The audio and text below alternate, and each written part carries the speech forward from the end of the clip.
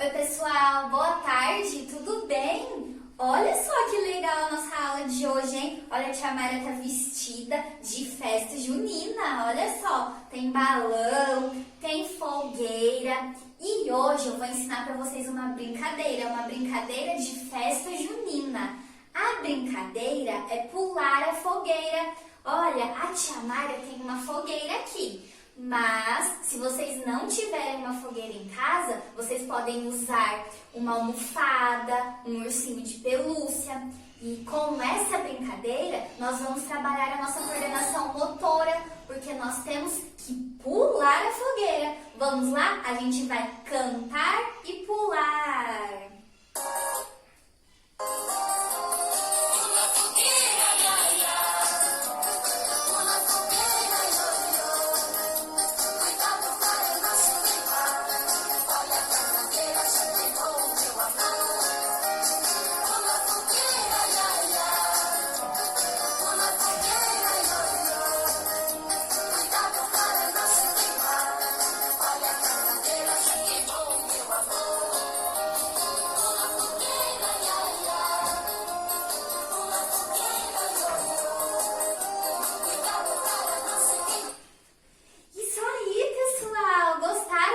Brincadeira muito legal, né? Agora vou pedir para vocês separarem alguns ingredientes para a gente fazer a nossa mágica. É uma experiência, milho dançante. Então vocês vão separar água, vinagre, milho e bicarbonato. Espera um pouquinho que a tia Mayra já volta, tá bom? Oi pessoal, então olha só, eu já separei todos os ingredientes para nossa experiência, a experiência do milho dançante. Então olha só, ó, vamos precisar de um pote transparente, tem que ser transparente, tá pessoal? Pra gente ver a experiência, ver o milho dançante. Separei um copo com água, olha só. Vou colocar aqui, tá bom? Um copo com água.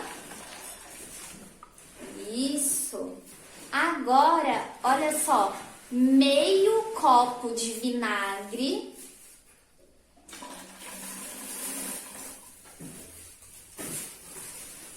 Duas colheres de milho de pipoca. Isso mesmo, milho da pipoca. Lembra da nossa culinária? Nós fizemos a pipoca, então vamos colocar aqui o milho de pipoca.